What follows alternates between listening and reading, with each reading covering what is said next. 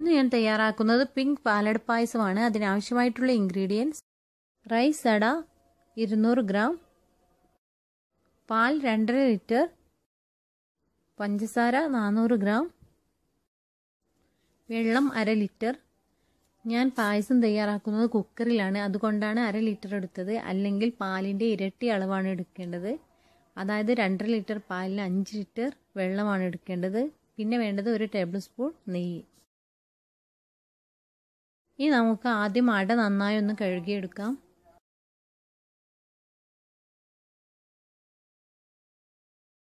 നമുക്കിതൊരു വലിയ പാത്രത്തിലേക്കിട്ട് തിളച്ച വെള്ളം ഒഴിച്ച് കുതിർത്ത് വയ്ക്കാം. കുറഞ്ഞത് അരമണിക്കൂറെങ്കിലും കുതിർത്ത് വയ്ക്കണം.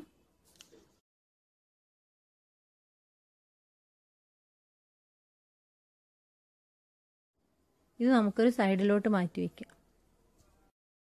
ഇനി നമുക്കൊരു കുക്കറിൽ നെയ്യ് ഒഴിച്ച് ചൂടാക്കാം.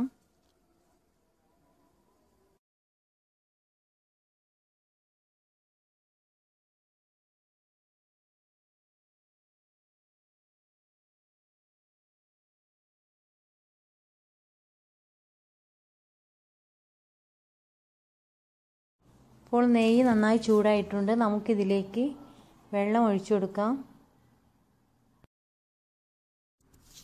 ഇനി നമുക്കിതിലേക്ക് പാലൊഴിക്കാം.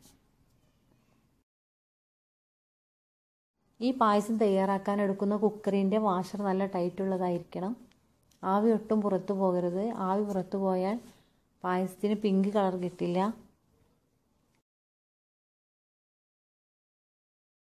ഇനി നമുക്ക് കുക്കർ മൂടി ഏറ്റവും കുറഞ്ഞ തീയിൽ 1 മണിക്കൂർ വയ്ക്കാം. അതിനിടയിൽ വിസിൽ വന്നാലും കുഴപ്പമില്ല. ഏറ്റവും കുറഞ്ഞ തീയിലായിരിക്കാൻ ശ്രദ്ധിക്കണം. ഇപ്പോൾ നമ്മൾ തിളച്ച വെള്ളത്തിൽ കുതിർത്ത് വെച്ചിരുന്ന അട നല്ല സോഫ്റ്റായി വന്നിട്ടുണ്ട്. ഇനി നമുക്കിതൊന്ന് ഡ്രെയിൻ ചെയ്ത ശേഷം നല്ല തണുത്ത വെള്ളത്തിൽ 2-3 പ്രാവശ്യം നന്നായി കഴുകിയെടുക്കാം. അതിലുള്ള സ്റ്റാർച്ച് പോകുന്നത് വരെ കഴുകണം. ഇപ്പോൾ ഇത് നന്നായി കഴുകി വാർത്തെടുത്തിട്ടുണ്ട്. ഇത് നമുക്കൊരു സൈഡിലോട്ട് മാറ്റി വയ്ക്കാം. ഇപ്പോൾ കുക്കർ സ്റ്റൗവിൽ വെച്ചിട്ട് 1 മണിക്കൂറായി കഴിഞ്ഞു. ഇനി നമുക്ക് സ്റ്റൗ ഓഫ് ചെയ്യാം. ഇനി ഇതിൻ്റെ പ്രഷർ റിലീസാവുന്നത് വരെ നമുക്ക് വെയിറ്റ് ചെയ്യാം. ഈ പായസം തയ്യാറാക്കാൻ ഏകദേശം 2 മണിക്കൂർ സമയം വേണ്ടിവരും.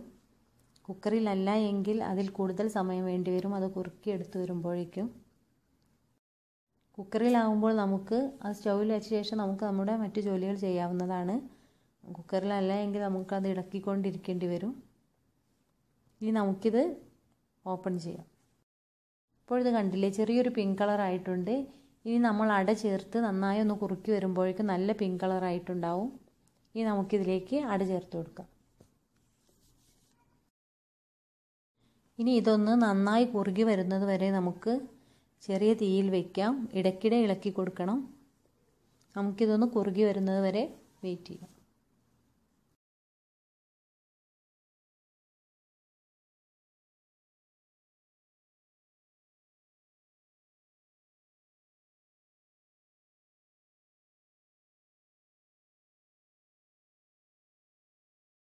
ഇപ്പോൾ അട നന്നായി വെന്ത് കുറുകി തുടങ്ങിയിട്ടുണ്ട്. ഇനി നമുക്കിതിലേക്ക് പഞ്ചസാര ചേർക്കാം. പഞ്ചസാരയുടെ അളവ് നമുക്ക് വേണ്ടതിനനുസരിച്ച് കൂട്ടുകയോ കുറയ്ക്കുകയോ ആവാം. പഞ്ചസാര ചേർക്കുമ്പോൾ അല്പം കൂടി ലൂസാവും. നമുക്കതൊന്ന് കട്ടിയാവുന്നവരെ വെയിറ്റ് ചെയ്യാം. ഇതിലേക്ക് ഒരു അല്പം ഉപ്പ് ചേർക്കാം. ഒരു പിഞ്ച് മതി. ടേസ്റ്റ് ഒന്ന് ബാലൻസ് ആവാനാണ്.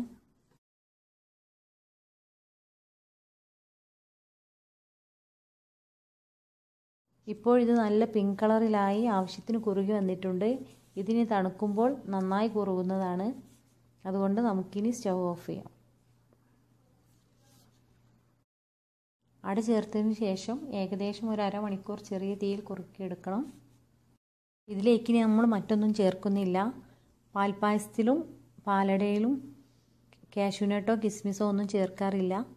ഇഷ്ടമുള്ളവർക്ക് ചേർക്കാവുന്നതാണ്. പക്ഷേ ട്രഡീഷണൽ രീതിയിൽ ഇവ രണ്ടും ചേർക്കാറില്ല. ഇനി നമുക്കിത് സെർവ് ചെയ്യാം.